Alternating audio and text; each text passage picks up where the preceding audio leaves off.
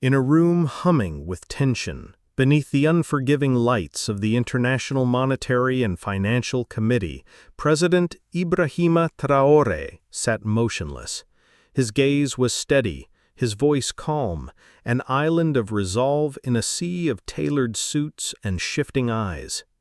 Across from him, IMF officials slid a document across the polished table, a €10 billion loan package meant to save Burkina Faso. Traoré didn't flinch. He reviewed the folder once more, closed it with quiet finality, and leaned toward the microphone. We will not mortgage our future to escape the present. The sentence landed like thunder. A French delegate clenched his jaw. The German finance minister sat frozen. Then, rising slowly, Traoré declared, "Burkina Faso declines." The words were ice, sharp, cutting, absolute. And just like that, the room erupted. Outside, the world tilted. At the very moment those words left his lips, the atmosphere in the room turned electric. Power suits fidgeted. Cameras blinked wildly. Interpreters paused for just a heartbeat too long. The towering IMFC letters on the wall suddenly felt heavier, as if they too were absorbing the shock of history being made. A French aide whispered frantically into her headset. Global newsrooms lit up. Breaking: Burkina Faso rejects IMF bailout. Stock tickers flickered red. Back in the room, only one man remained calm: Traoré. Adjusting the collar of his military tunic, rough, unpretentious, and deliberate, he stood in sharp contrast to the silk ties and boardroom sheen surrounding him. He didn't raise his voice. He didn't need to. "We will not borrow our sovereignty." A cough echoed from the back. A German official fumbled for a water bottle, missed. The IMF chair leaned toward her mic. "Mr. President, perhaps you would reconsider the instability, the inflation, the fuel crisis." "I have considered all of it," Traoré replied firmly. "But I have also considered the debt traps disguised as help. We are not starving. We are stolen from." A beat. "We are not poor.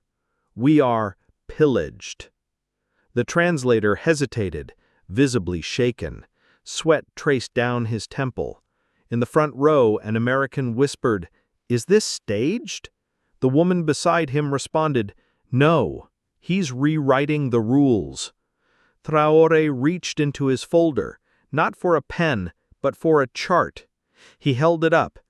"This is our GDP trajectory without your loan. Modest, clean, stable. Now here it is with your loan." He revealed another graph, bathed in red ink, interest rates climbing like floodwaters. A brief high, followed by generations in chains. He let the pages fall, like judgment. Silence. Finally, someone from the EU delegation cleared his throat. "So what's your plan?" For the first time that day, Traoré smiled. "Our plan is built on what you've overlooked. We have sun, we have soil, we have gold, and most importantly, we have people. We just need them to believe again." From the back, his finance minister nodded.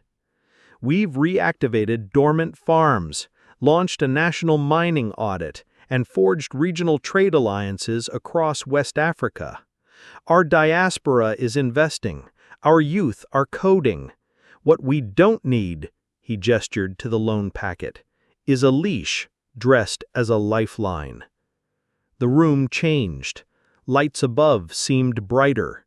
One journalist scribbled furiously. A World Bank delegate quietly folded her notes. A Senegalese representative looked visibly moved, but not everyone was pleased. The French delegate stood abruptly. "You think your country can isolate itself from the global system and survive?" Traoré turned to him unwavering. We're not isolating, we're insulating.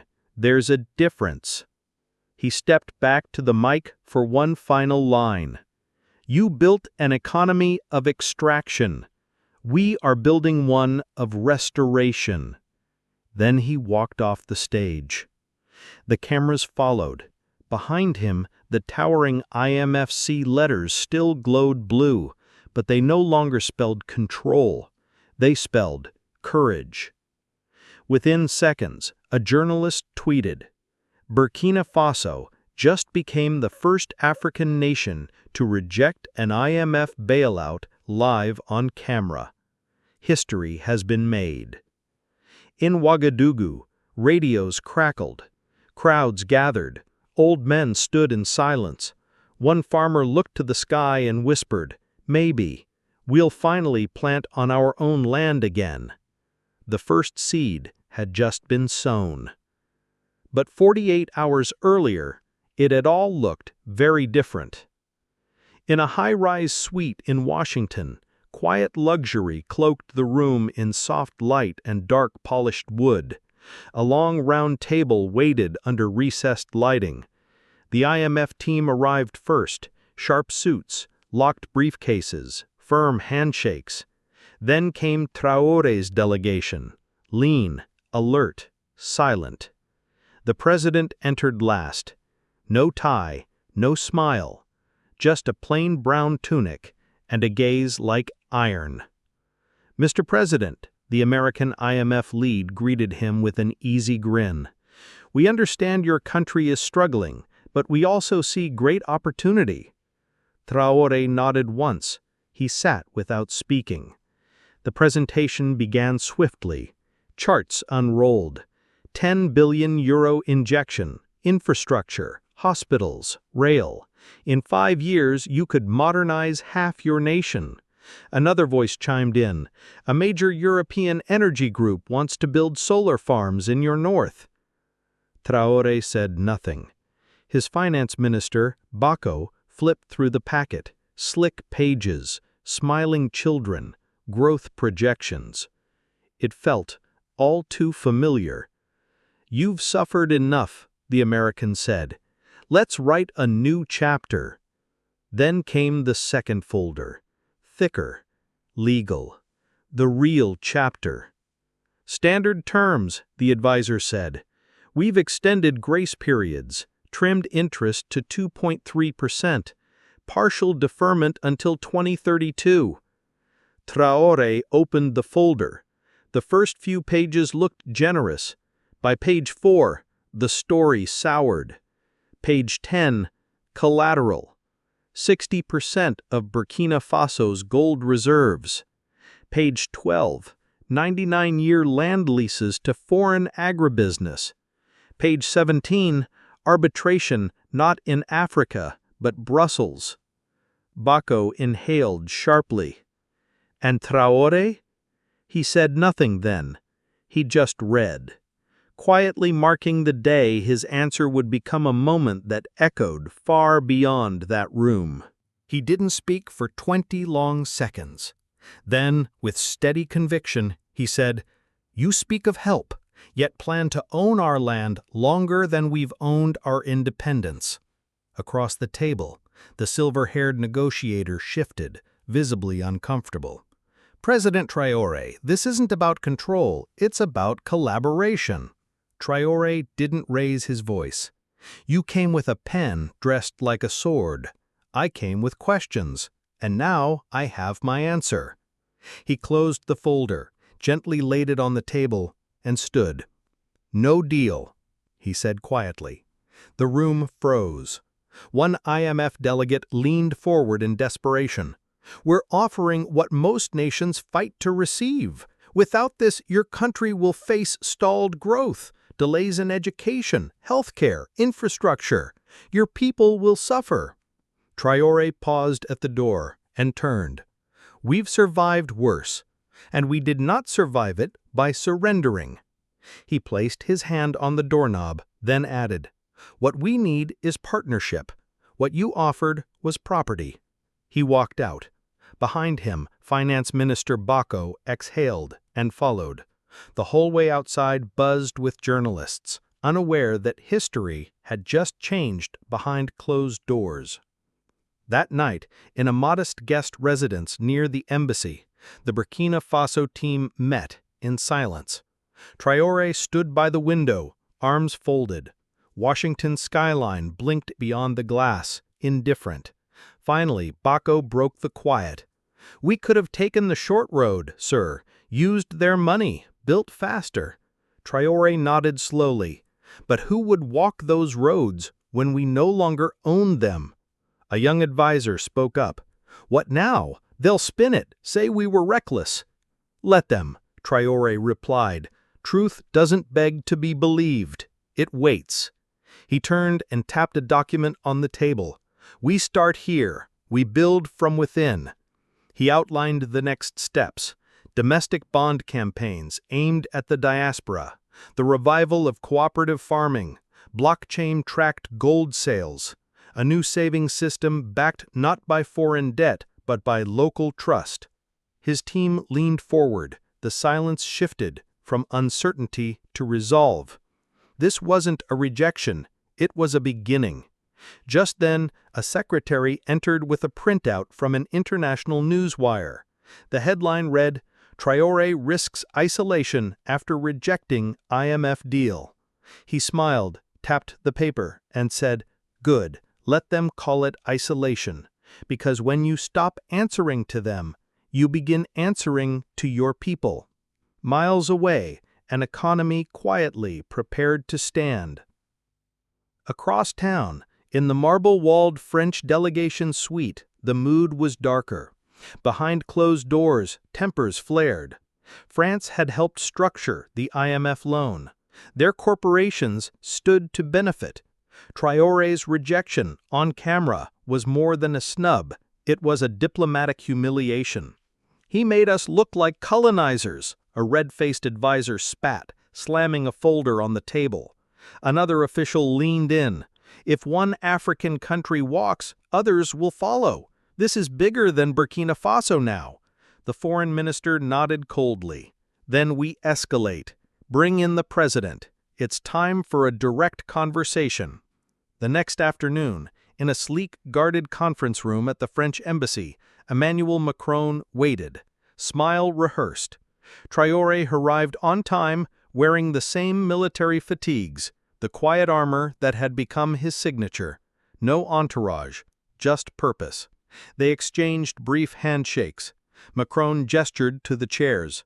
Traoré waited a beat too long before sitting. Macron leaned forward.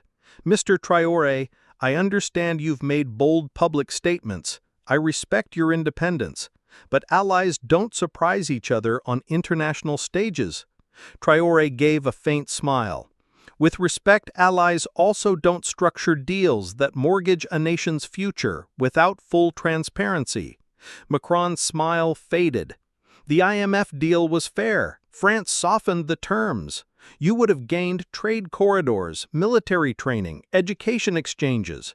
"You mean influence," Traoré replied. "We read the full terms. Your firms would have owned 40% of our telecoms by 2027. A long pause stretched between them. Macron adjusted his jacket. "Forget the IMF for a moment. France is prepared to offer something better. Bilateral trade, special status, engineers, investment, directly between us." Traoré leaned in. "Return what belongs to Burkina Faso." Macron blinked. "What are you referring to?" "Our reserves, over 5 billion euros held in your treasury. Return them. No interest, no delay." Silence. Macron's face tightened. "You know those funds are part of the CFA system, held in trust." "In chains," Traoré corrected. "A system built after we bled for freedom. You built walls from interest rates and called it partnership." A French official at the table whispered urgently, but Macron raised a hand to silence him. Traoré continued, "You want dialogue? Then start by returning our money, our archives, our voice in our own monetary policy. Until then, what we share is not alliance, it's legacy." And that legacy is rotting. The room bristled. Outside, cameras clicked behind tinted glass. Aides exchanged nervous glances. Macron softened his tone. President Traoré, if you want to be respected on the world stage, you must operate by its rules. Sudden moves create chaos. Traoré stood slowly. There is no chaos in self-respect, only clarity. He nodded once, picked up his folder, and walked out. Macron remained seated, staring at the blank page where no agreement had been reached. Outside, the flash of cameras captured a single defining image. Traoré walking out alone, back straight, the man who had just said no to power. That night, French news spun the meeting. Burkina Faso's president remains uncooperative. But in Ouagadougou, the reaction was different. Crowds gathered. They replayed the clip of Traoré exiting first. An elder smiled. For the first time in my life, France waited, and we walked.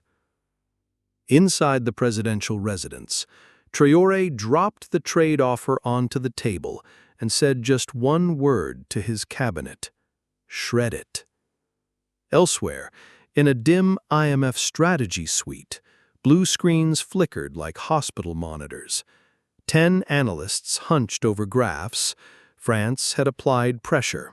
The European Central Bank wanted projections.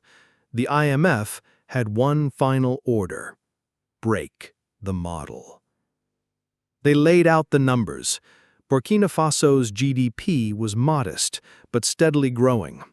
Inflation held stable. External debt lower than most of its neighbors, and yet something wasn't adding up. A young economist from Brussels frowned at the data. She should be desperate, she said. Why isn't he? Another analyst leaned in. They're not borrowing, they're not begging, but they're also not collapsing. Something's off. They pulled recent figures. Energy imports from Europe had dropped nearly 40%, but there hadn't been a single nationwide blackout, no fuel crisis. Food imports were down too, but there was no famine, no unrest, in fact, quite the opposite. A Nigerian news headline flashed on the screen. Burkina Faso, the silent engine of the Sahel. They dug deeper. That's when it started to unravel. An intern flagged a file from Kodogu, a quiet, unassuming region far from international attention. A cooperative had been registered there, outside any known IMF or French development networks. It had no global partners, no EU aid stamp, and yet maize production had jumped 200%. The money stayed local, profits reinvested, farmers paid directly. No World Bank tracing code, no foreign oversight. One analyst leaned back in his chair and muttered, "He's building an internal economy." But it wasn't just maize. The real shock came when they discovered the solar grids. 6 months before the IMF summit, Traoré had launched a national solar cooperative, not through state-run bureaucracy, but through decentralized community trusts. Panels had been installed in over 40 villages. No foreign contractors, no foreign loans. The technology came through South-South exchanges, Ghana and Senegal. Engineers trained locally, batteries assembled in-country. In those villages, children were now doing their homework under LED lights powered by their own sun. A Paris-based advisor whispered, stunned, "They don't need our energy anymore." And then came the blow no one expected: gold. For decades, Burkina Faso's gold had flowed through European firms, but recently, the National Mining Ministry had enforced a new transparency law. Several foreign intermediaries were expelled. In their place, a state-owned refinery had opened near the border. For the first time in decades, raw gold stayed home. The ledgers were clean. No shell companies, no offshore holdings, no shadow cuts. Then a spreadsheet appeared on screen. One number turned the room silent. Projected gold income retained domestically, 2.4 billion euros in 18 months. One official whispered, "That's almost what we offered him." Another replied, "And he didn't borrow a cent." The lead analyst stared at the screen. "He's done it," he murmured. "He's created a debt-free engine." Someone tried to object. "It won't last. He still needs imports, capital, military aid." But the data said otherwise. Regional trade with Mali, Niger, Guinea surging. Barter systems revived. Trade routes redirected. Local manufacturing up. Solar components, tools, farming equipment, all built in country. And more startling, half of these transactions aren't showing up in international banking systems. They're happening below the radar, community-based, trust-driven, decentralized. Traoré wasn't just rejecting the IMF, he was replacing it. "Cut him off from the global system," one advisor said. Another responded, "He already did, and it's working." Silence. Heavy, suffocating silence. The kind that doesn't come from confusion, but from fear. Thousands of miles away, in a small conference room in Ouagadougou, Traoré sat with 3 farmers from the Yako region. No suits, just calloused hands, lined paper, and sun-worn clothes. They brought him handwritten logs, rainfall, yield counts, labor hours. One woman, gray-haired and sharp-eyed, said with pride, "This season, our maize doubled. We sold it locally, kept every coin." Traoré looked up from the papers. "You fed a village," he said, quietly. "That's leadership." She smiled. "You gave us the land back. We just remembered how to use it." Outside, school children studied beneath solar-powered lights. Miners refined gold in their own country. Farmers kept what they grew. And in Washington, economists stared at spreadsheets they couldn't explain. Because what they were up against wasn't just an economic model. It was independence measured in numbers. At dawn in Ouagadougou, radios crackled to life. No music, no fanfare, just the voice of Ibrahim Traoré, deliberate, unshaken, broadcast in full. "We will not borrow our sovereignty. No more debts on your children's backs." In a quiet kitchen, a mother paused her stirring. Her hands trembled slightly as she turned up the volume. Her daughter, only 6, looked up from the corner. Neither spoke. The words fell like rain on dry soil. By mid-morning, the entire capital was humming. Bus drivers turned up their radios. Market stalls echoed with the speech. At the city's main roundabout, youth groups gathered with drums and plastic megaphones, not to chant foreign slogans, but to sing something new. They had taken Traoré's words and turned them into a rhythm. Dignity over dollars, no chains for our sons and daughters. A remix appeared online within hours. The hook, Traoré's voice set to beat, layered with a chorus in Moray and French. "This land feeds itself. This people lead themselves." In schools, children repeated the phrase during morning assembly. A teacher wrote it across the blackboard. "No more debts on your children's backs." And far from the city, in a remote village near Kaya, elders gathered beneath a neem tree.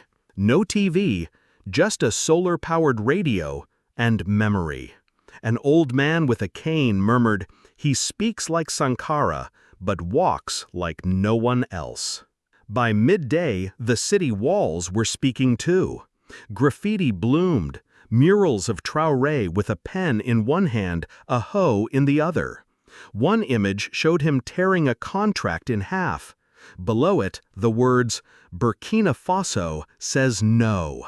Vendors printed his quotes on bags, scarves, even sandals. A rice seller shouted, "Today you pay with pride."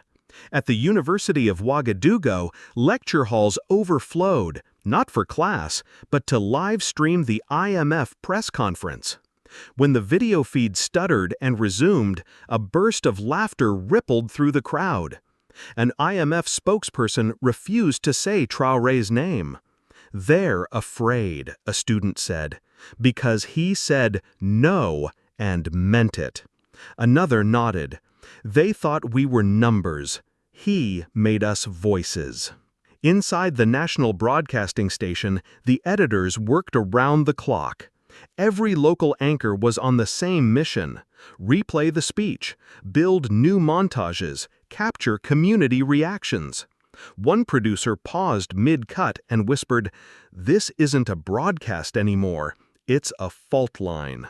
Far in the north, in a dusty town near Djibo, a teenage boy climbed atop a dented shipping container and shouted into a mosque loudspeaker, Traoré's words, "No more debts on your children's backs." Around him, goats grazed, children clapped. Something stirred, raw, simple, unstoppable. At the Ministry of Youth, applications for volunteer roles crossed 2,000 within 24 hours. Many came from teenagers, school dropouts, street hawkers. One form read simply, "I don't want money, I want to serve."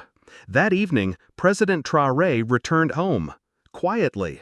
No motor card, no speeches, no banners. Just a modest convoy slipping through Ouagadougou like any other government vehicle. But crowds still gathered at the airport fence, waving flags, holding cardboard signs scrawled with hope. "Our soil, our soul." He didn't wave back, not out of pride, but because he was exhausted. And because applause was the easy part, what came next would demand far more. That same night, in a small kitchen lit by a single bulb, the woman who had wept that morning ladled porridge into a chipped bowl. Her daughter, barely 6, looked up wide-eyed. "Mama, did the president really say no to 10 billion?" Her mother nodded, eyes damp again. "He said no for you." And across 1,000 homes, in the hum of radios and flicker of low-watt bulbs, his voice returned. No more debts on your children's backs. Not a policy, a promise. The national interview aired late. No music, no dramatic voiceover. Just a black screen, white text. Ibrahim Traoré, the story behind the voice. Silence. Then a photo filled the screen. A black and white image of a barefoot boy in torn khaki shorts standing outside a rusted tin-roofed home in Bondoukoui. That boy was Ibrahim, long before the world knew his name. A calm narrator began. Before he stood before presidents and bankers, he was just Ibrahim, son of Zaba, the widow who never bowed. Then a faded photo of Zaba appeared, tall, lean, hands like stone, eyes like storms. She raised her son alone after his father died when Ibrahim was 6. Too poor for new books, she scavenged textbooks from garbage heaps. Torn pages, faded ink, but still they taught him. A neighbor recalled, he'd sit under the mango tree until the sun vanished. No lamp, no help, just fire in his eyes. By 12, he taught neighborhood kids arithmetic. By 14, he wrote his own history book on torn paper, stories erased from colonial textbooks. He titled it, "The Names They Forgot." Grainy footage cut in, Traoré, barely out of his teens, in military fatigues. Clean-shaven, focused. He spoke into a tin mic. "We must learn how systems are built so we don't rebuild them blind." He earned a military scholarship at 19, not for combat, but for scoring in the top percentile for languages, logic, and history. His instructors were stunned. One recalled anonymously, "He didn't talk much, but when he did, it felt like a professor, not a cadet." While others chased rank or foreign deployments, he requested the forgotten zones, Jibo, Tau, Gorum Gorum, where roads were dust and schools had no chalk.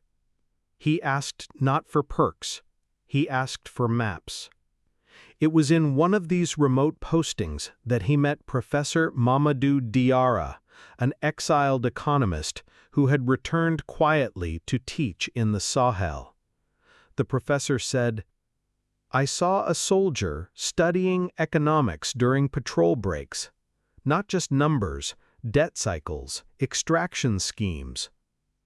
One day, Traoré asked him, "Why are poor countries told to borrow money to build wealth?"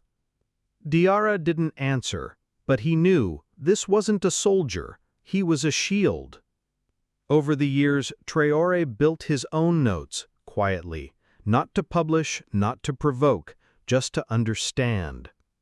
Those notes would later become the foundation of Burkina Faso's debt resistance model.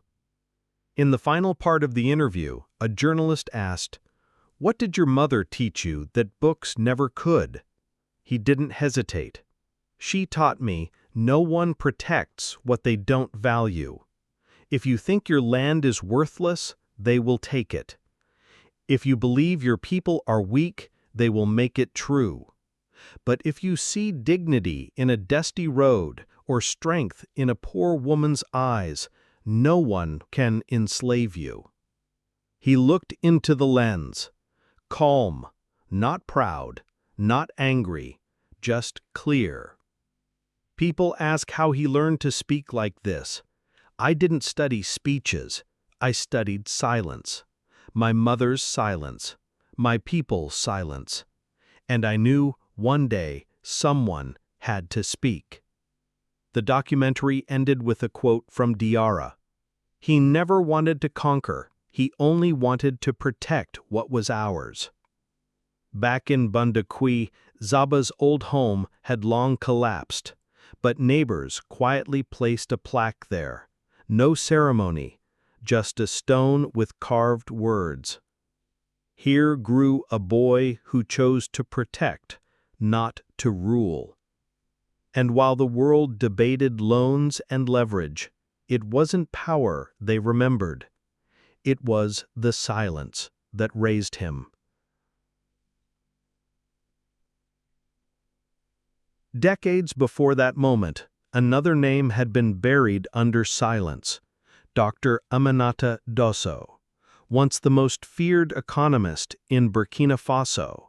Her lectures banned, her books pulled from shelves, her last public statement too sharp for the West to ignore. Loans come with ghosts. They don't die, they haunt. When Traoré took power, she was living in self-imposed exile near the Benin border, teaching village girls how to read financial charts in the dirt and tending cassava by hand. He found her there.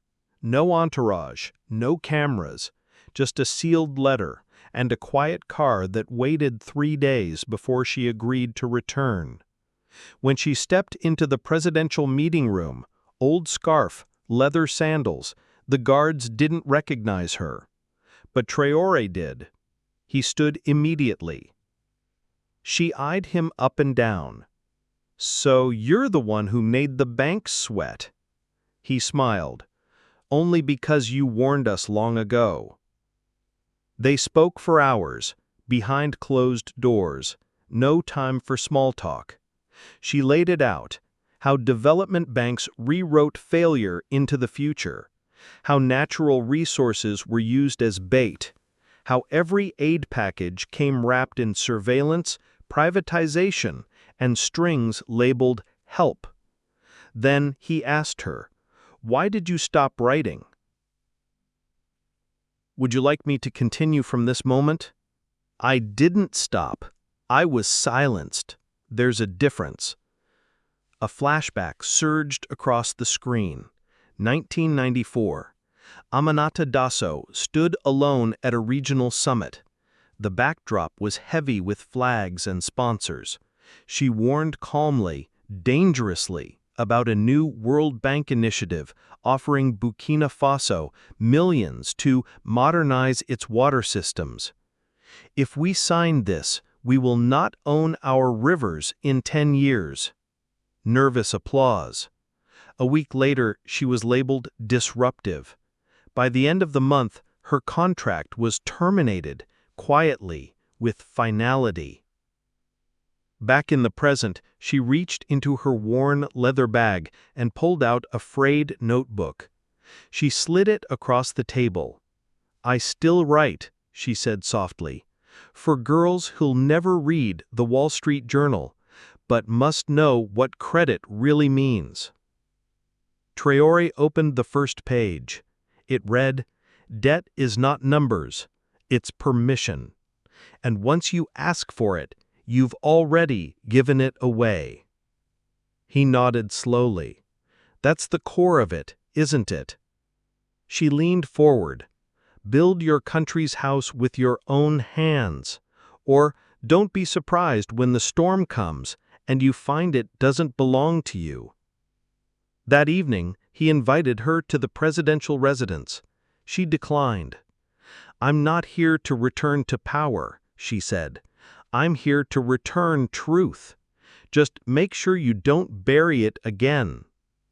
Word of her return traveled fast.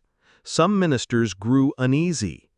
One finance official warned, "Her presence may be misinterpreted by our international partners." Traoré's reply was swift. "Let them misinterpret. We'll be too busy building." Weeks before the IMF summit, it was Dr. Dasso who reviewed the loan draft. She scanned the fine print others had missed. "This clause," she said, tapping the page, "gives them legal control of your seed banks." She turned the page. "This one? You lose the right to renegotiate your gold refinery rates for 25 years. When he asked how she learned to see it all so clearly, her answer was blunt, "Because I was fooled once too." In her youth, she had backed a similar loan from a European development bank. It funded roads, yes, but the tolls went to foreign firms, the bridges were made from imported concrete. And when the deal collapsed, hundreds of local workers were let go, while the country kept paying. "I swore never again," she said, "even if it meant disappearing." Traoré reached across the table. "This time, you won't be alone." She smiled faintly. "I never needed a stage. I just needed someone to listen." Before she left the capital, she met with a group of young economics students. None had ever read her banned work. That night, she handed out fresh, reprinted copies, sanctioned quietly by Traoré, of her book, Freedom in Numbers. She told them, "You are not here to impress the world. You are here to free it." As the train carried her back into the countryside, she stared out at the land, not yet rich, not yet whole, but finally being reclaimed. And the ghosts were fading. 6:04 a.m. 3 floors beneath IMF headquarters in Washington, the emergency lights flickered inside a secure room few even knew existed. Official name, Global Financial Risk Command. Nickname, the Panic Room. The walls glowed red. 4 giant screens displayed real-time indicators. Ghana, Mali, Sierra Leone, Guinea, Namibia. All had either postponed or paused active loan negotiations. Some cited domestic reviews, others gave no reason, but everyone in that room knew why.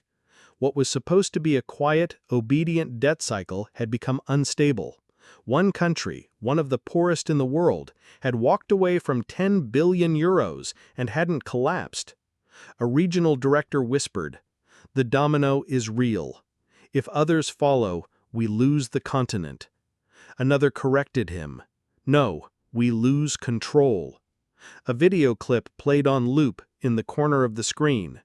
Traoré at the IMF summit, "We will not borrow our sovereignty." No translation needed. The words cut across every border. An aide rushed in with a fresh ECB report. Early signs of European market stress. Equities linked to extractive companies were dipping. Lenders in Africa were spooked. On Bloomberg, analysts asked the question no one wanted to hear. If Burkina Faso can say no, what happens next?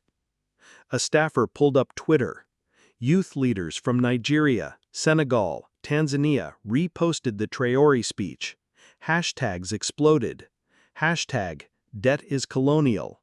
Hashtag, we can build without them. One clip had 3 million views in under 8 hours. In Nairobi, students gathered outside a World Bank office. Their banner read, "Burkina Faso showed the way." The air in the room turned brittle. "We need to contain this," a director said. "How?" another snapped. "Sanctions? Condemnation? That'll backfire. You martyr him." "No names," someone muttered. And just like that, it became policy. No mention of Traoré. No quotes. No recognition. Silence would be their weapon. 8 a.m. The IMF held a hastily organized press conference. Journalists packed the room. Behind the podium, a spokesperson adjusted his tie. "We continue to support financial stability across the developing world. Recent shifts in negotiation are part of routine policy reviews. There is no systemic disruption." No mention of Burkina Faso, but no one in the room was fooled. A reporter raised a hand. "Is it true 4 countries have paused debt talks after Burkina Faso's announcement?" The spokesperson dodged. "Sovereign decisions, complex needs. We remain ready to assist." Another pressed, "Are you concerned about a coordinated regional rejection of debt?" The smile was tight, practiced, silent. Inside the IMF panic room, watching the stream, an analyst murmured, "This won't work." The silence makes him louder. Meanwhile, in Paris, stocks in 3 major mining firms collapsed 12% in hours. Investors panicked. In boardrooms, phones rang off the hook. A French CEO barked, "Pull out of anything we can't insure. I want no more exposure to that region." In Brussels, internal memos circulated. Monitor anti-loan sentiment in former colonies. In London, another was blunt. Prepare influence strategies outside public financial frameworks.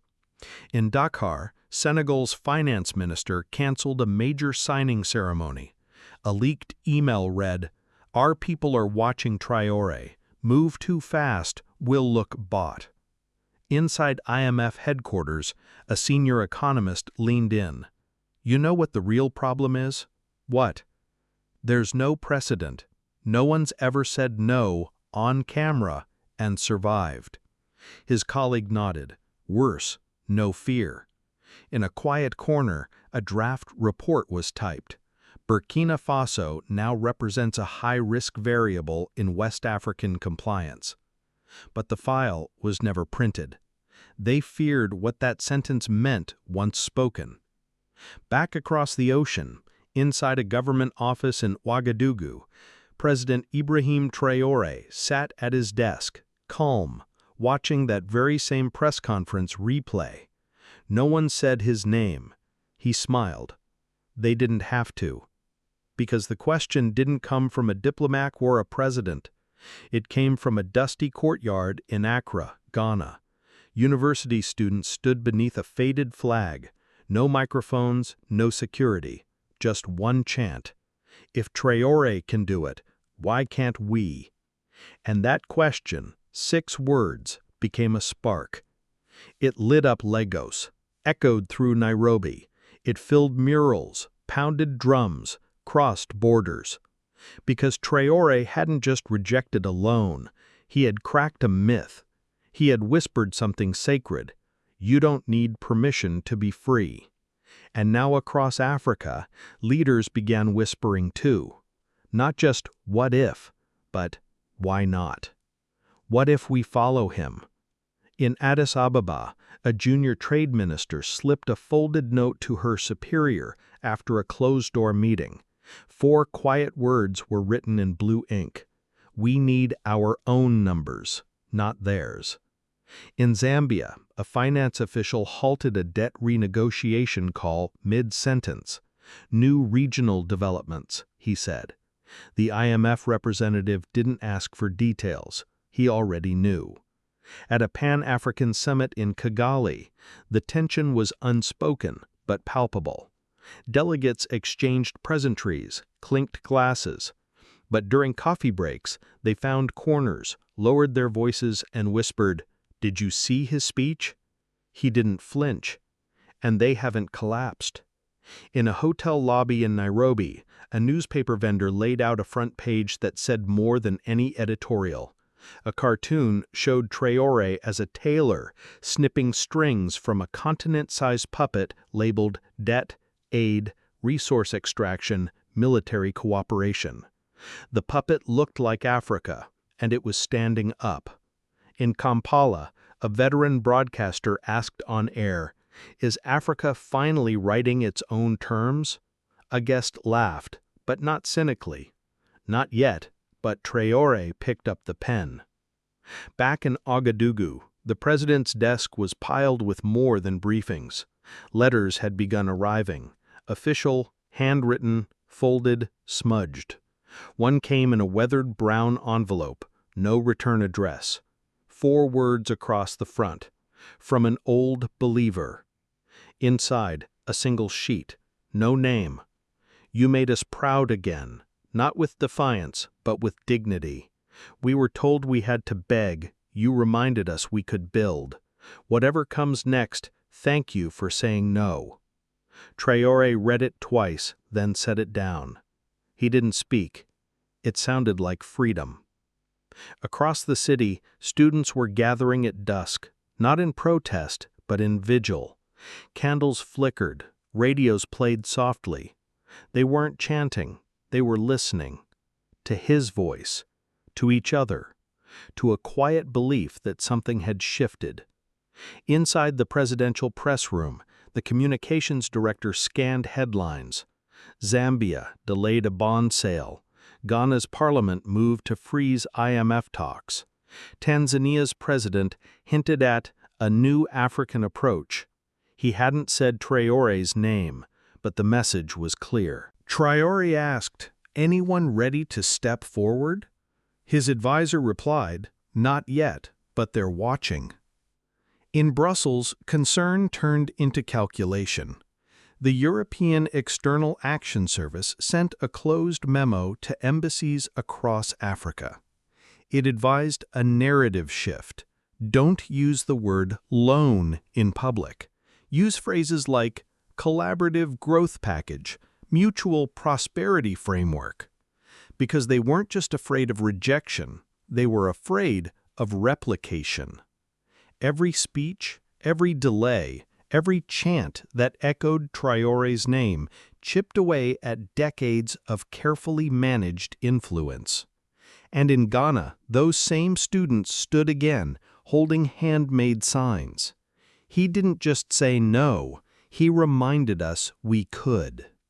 A 19-year-old girl spoke to a local reporter.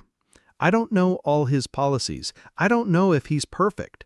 But when he said, 'We are not poor, we are pillaged,' something healed inside me."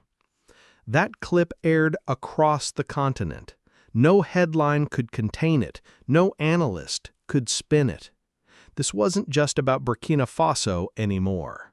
It was about the first one who stood up, and the thousands now wondering if they could do the same. The order came quietly on a Tuesday. No cameras, no speech. Just a directive signed by Traoré and hand-delivered to the Ministry of Finance. Audit all gold exports from the past 20 years. No redactions, no exemptions. The room froze as the minister read the order aloud. The deputy leaned in. "You realize what this could expose?" The minister didn't reply. He picked up the phone. Within the hour, a task force assembled. Auditors, economists, accountants. Some trained abroad. Some tired of watching their country's wealth disappear through spreadsheets and shadows. They started with mining permits. The names were familiar. Canadian, French, British companies, some disguised as shell firms based in Dubai and Singapore. Most had contracts never seen by the public, buried in exploration clauses, hidden under loss adjustments and logistics surcharges. For 3 weeks, they worked non-stop. Boxes of records were pulled from dusty archives. Legal French was translated, cross-checked. Forensic software tracked dollar trails from mine to offshore vault. And then, clarity. From 2003 to 2023, Burkina Faso had exported $43 billion in gold. Only $12.4 billion ever came home. The rest vanished through tax exemptions, loss claims, offshore transfers, and profit laundering schemes. Some companies had shown losses for 5 straight years, yet doubled their gold output. The final report was 962 pages, but one number mattered. 71% of gold profits never reached the country. That evening, the finance minister placed the report on Traoré's desk. No words.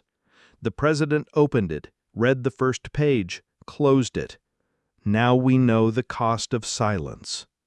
The minister, usually composed, let out a slow breath, like someone who had just exhaled for the first time in decades.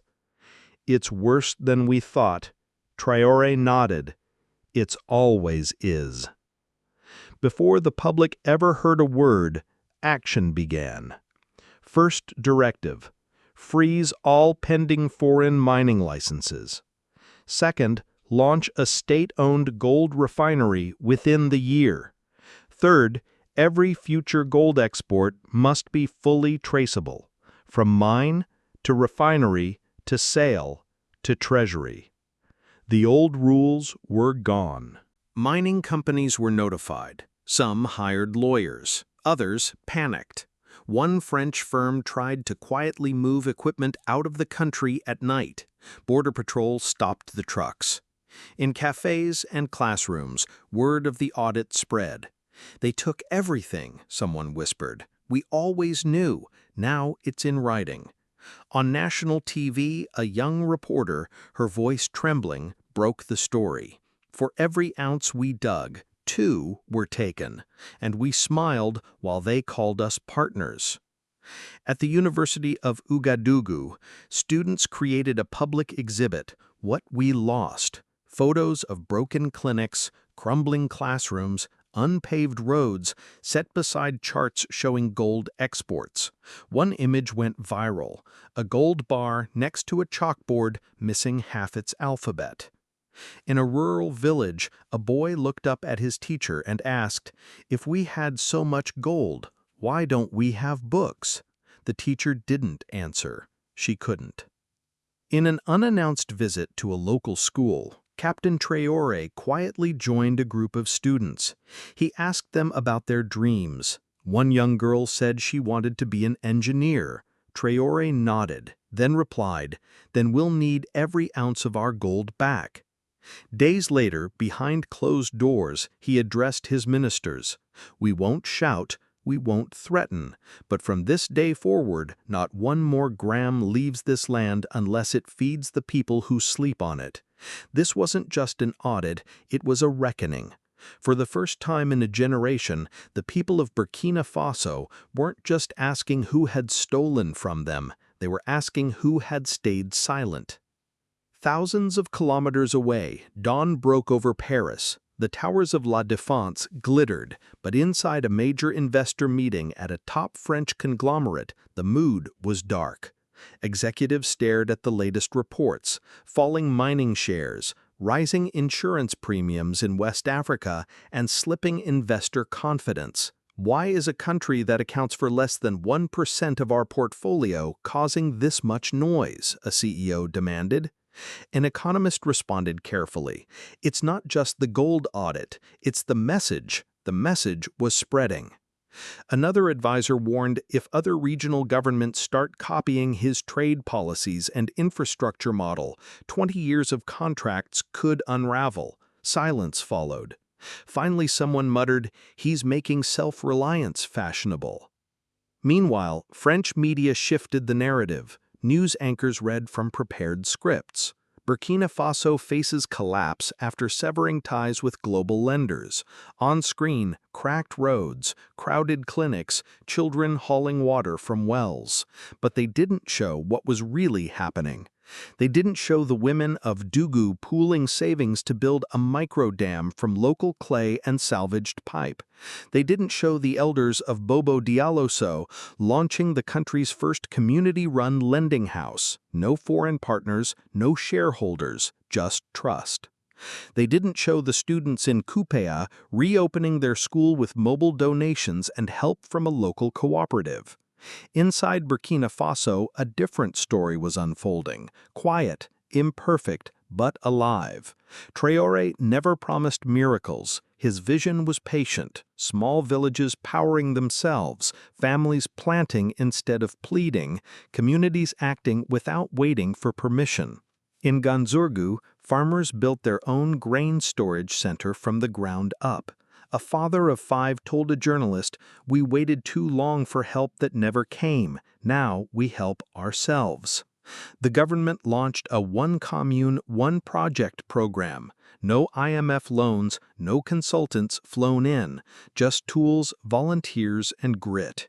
When foreign analysts asked how they were funding it, Amer and Kaya smiled. With what we were told wasn't enough. Back in Paris, the panic grew. A leaked memo warned that Burkina Faso's defiance could trigger a psychological shift across the entire Francophone region. It recommended discreet media pressure. The next morning's headlines sharpened. Traoré's gamble: how one man could sink a nation. Experts on talk shows warned of famine, coups, dictatorship. But in Burkina Faso, no one flinched. Instead, a video went viral, teenagers building a shaky footbridge from scrap wood and metal. They laughed as they crossed it. One caption read, "Better shaky steps forward than polished chains." Traoré watched the video during a break. He smiled, said nothing, kept scrolling. A few days later, a French diplomat requested a private meeting with Burkina Faso's foreign minister. She brought a proposal for a renewed development partnership. The minister responded with a single question: "Will it come with our money back?" The room fell silent. No deal was made. International headlines were loud, full of predictions and warnings, but they left something out. They didn't mention the wells filling again, the village solar panels flickering to life, the blackboards freshly painted by children who once studied in silence. Because in Burkina Faso, silence meant something different. It meant work, focus, rebuilding, one brick, one harvest, one voice at a time. It all started with an envelope, no seal, no courier, just a folded piece of paper tucked into a child's math notebook delivered to the presidential office by a rural postman who didn't even know what he was carrying. The return address read, Mariam Ouattara, age 12, village of Sinundu. Inside was a pencil drawing, rough but detailed, a schoolhouse surrounded not by fences or flags, but by green crops, smiling children, and water barrels catching rain. In one corner, she'd written 6 words in neat block letters: "If we grow, we don't owe. Next to it, a torn notebook page showed hand-drawn calculations, harvest yields, school lunch costs, the number of students they could educate if the village sold 10 extra sacks of millet instead of exporting raw grain. The math wasn't perfect, but the thinking was. When the file reached Traoré's desk, he stopped everything. He closed a folder of foreign correspondence, paused a high-level budget session, and summoned his cabinet. One by one they filed in, curious. Traoré stood silently, holding the notebook as if it might tear in his hands. Then he spoke, quietly. "If we grow, we don't owe." He passed the drawing around the table. "This," he said, voice cracking, "is what a sovereign budget looks like." The room held its breath. The Minister of Agriculture cleared his throat. "Sir, if I may, the region she's from had one of the best harvests last year. The Women's Collective is already selling fresh produce directly to nearby schools." And just like that, the plan moved forward. Not from think tanks or embassies, but from the courage of a child and the truth in her drawing. A future born not in boardrooms, but in the soil. Traoré looked up. "And no one told us?" The minister hesitated. "They didn't think it mattered." "Well," he said, "it matters now." He turned to his staff. "I want a full report on Sinindu. Not the official figures. I want names. I want the teachers, the mothers who fed those children, the postman who brought this envelope. I want to know who still believes." Within hours, a film crew was dispatched, not for national broadcast, but for government records. They arrived in Sinindu unannounced and were welcomed warmly by the school's director, who chuckled when asked for Mariam. "That girl," he said, "she counts faster than our accountant." Mariam stood at the front of her classroom, notebook still clutched to her chest. Her sandals were too small, but her gaze didn't waver. When the director told her the president had read her letter, her mouth opened slightly, then closed. She whispered, "Did he like the drawing?" The crew smiled. "He said to frame it."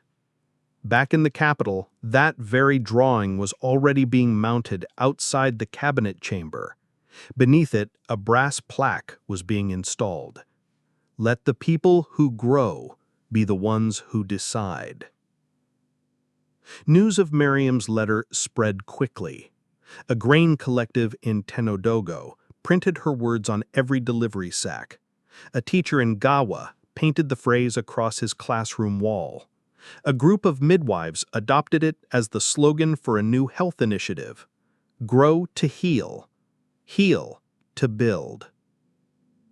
At the National Bank, a young analyst proposed a new microloan program in her name. Within a week, the Mariam Fund was approved.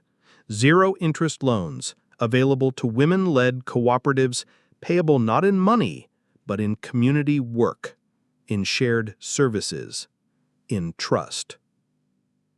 Reporters tried to reach her. Her parents declined. "She's just a student," her mother said. "Let her finish her homework first." But inside the Ministry of Planning, Mariam's drawing was pinned beside every new development blueprint. "She reminds us who we're really building for," one engineer said. One evening, Traoré walked alone down the corridor where her framed letter now hung. He paused and read it again. "If we grow, we don't owe," he whispered, like a quiet prayer. Then he stepped back into the cabinet room, where spreadsheets sprawled, deals lingered, and ministers debated. But something had shifted. They now worked under a new light, the light of a child who had done the math and changed the story. Thousands of kilometers away, inside a private ECB meeting in Frankfurt, unease crept through the room. A confidential memo lay on the table, stamped classified, eyes only. It warned of growing instability in African debt compliance, citing an unexpected source: the president of Burkina Faso. His name wasn't printed, but everyone knew who had shaken the system. Burkina Faso's IMF rejection was supposed to be an outlier. Instead, it had become a signal. Across West Africa, governments were slowing debt negotiations.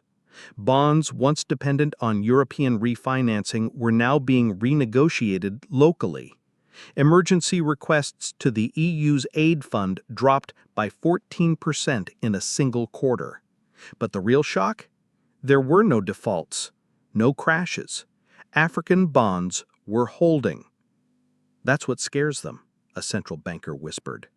They didn't bend. The region hasn't flinched. An economist leaned forward. They're not just following a man. They're following an idea. The room went silent. The idea was simple, but dangerous. Independence that didn't ask for permission. In Brussels, Paris, and Berlin, think tanks scrambled.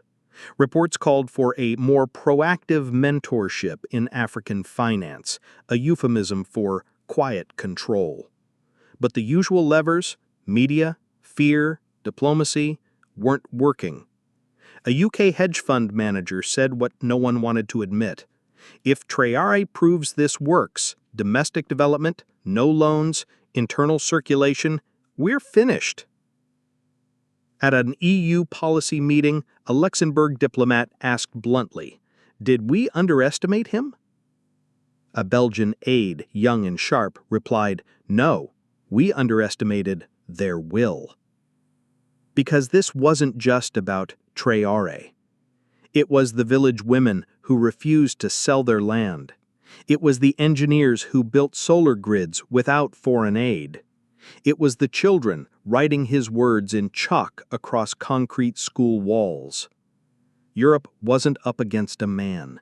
It was facing a movement. In Ouagadougou, Traoré understood the growing silence from Brussels. He wasn't naive. He knew the West couldn't afford to look weak. But he also knew their options were shrinking. In the strategy room, advisors presented fresh figures. Currency reserves, stabilized. Domestic agriculture, up 23%. Gold exports, now tracked through a national ledger, had already recovered nearly $400 million in unpaid taxes. And public trust? Growing fast.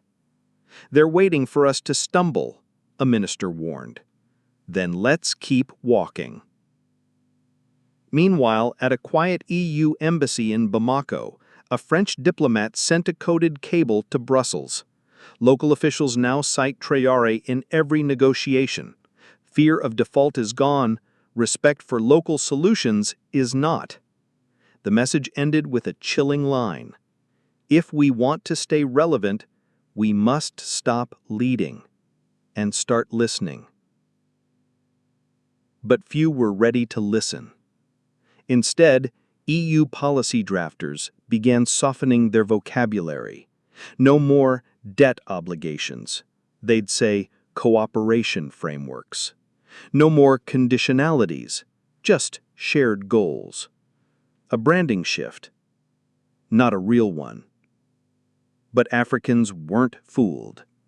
In Ghana, a giant billboard showed Traoré's face next to the words, "We are not too poor.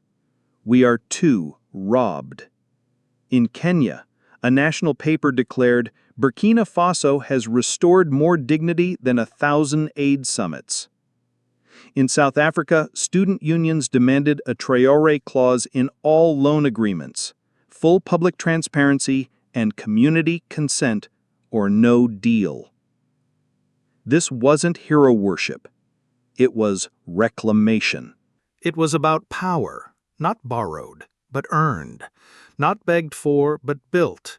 And at the heart of it all was a girl in sandals holding a notebook. A girl who believed that if they could grow, they didn't owe. And she was right. In the cold, echoing marble halls of the European Central Bank, no one could deny it anymore.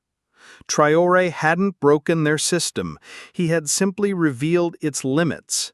And now the ice beneath Europe's economic dominance was thinner than it had ever been. There was no parade, no anthem, just President Ibrahim Traoré standing before a plain backdrop in the National Assembly, one hand clutching a folder, the other carrying the silent weight of a nation's expectations. His voice was calm, almost quiet.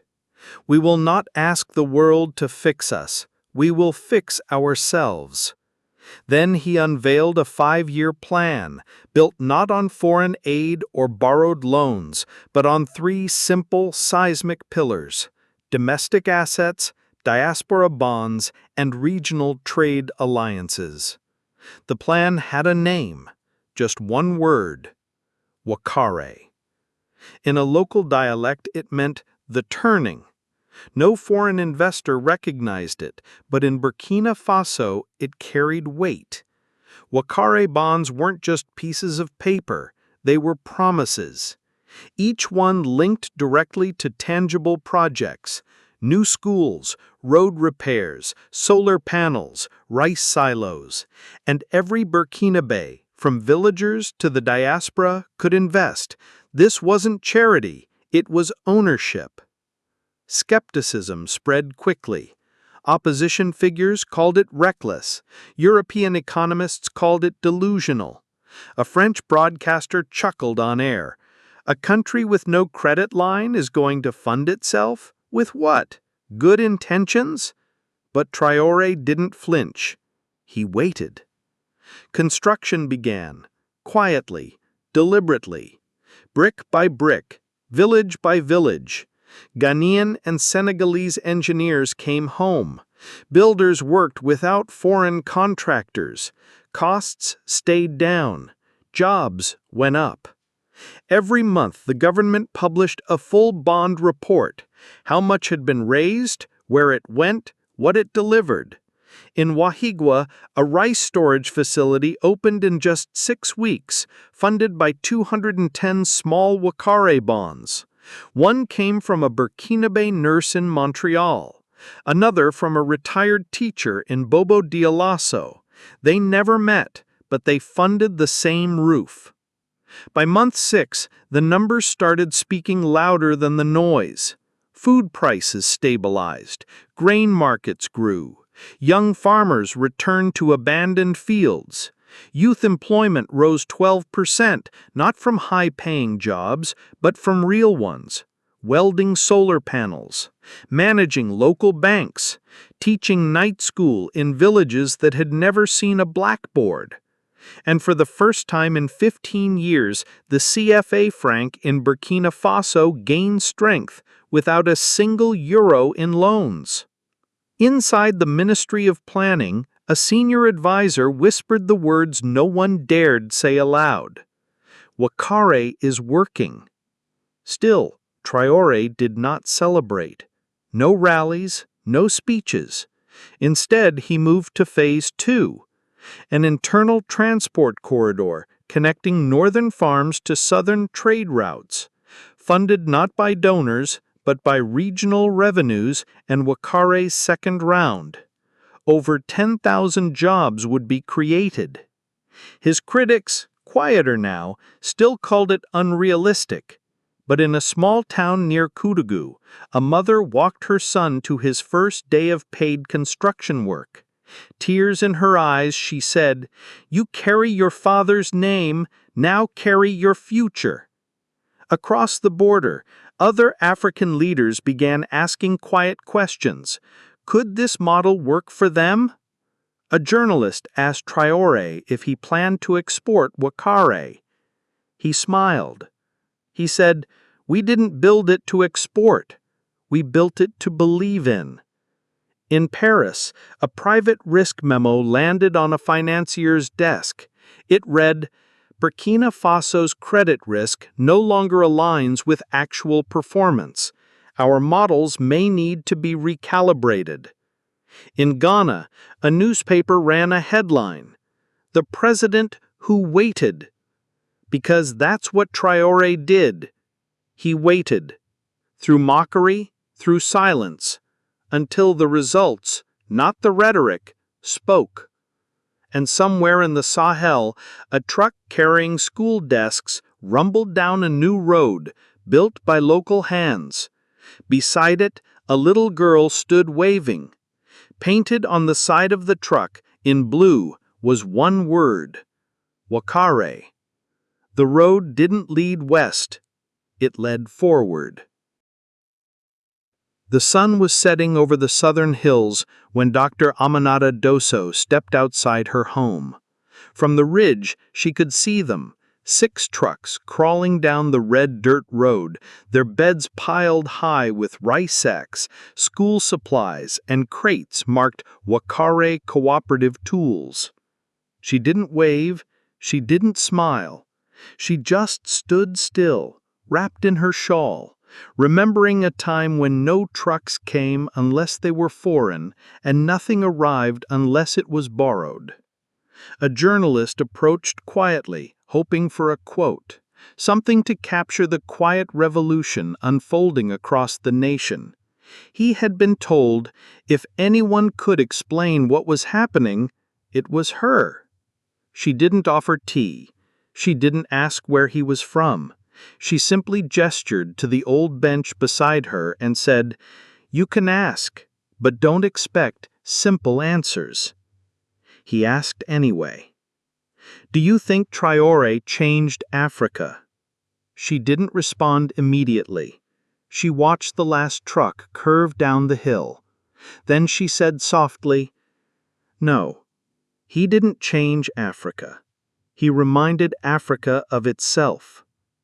The journalist sat silent, but she continued.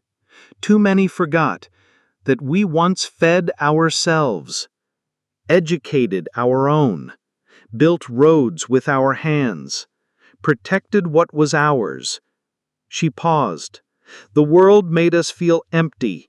He didn't fix us. He showed us we were never broken." In the valley below, women clapped as the trucks arrived. A barefoot girl ran forward, waving a notebook. The driver smiled and handed her a small bag of chalk. Dr. Dosso spoke again. 50 years ago, I warned that loans dressed as gifts would bleed us dry. No one listened, not because I was wrong, but because people were tired of carrying the weight of saying no." She exhaled slowly. "Then this boy, this soldier, walks into a room of bankers and says no, calm, unshaken. And the world heard something it hadn't heard in decades. Courage without violence, strategy without begging. It wasn't protest, it was a blueprint."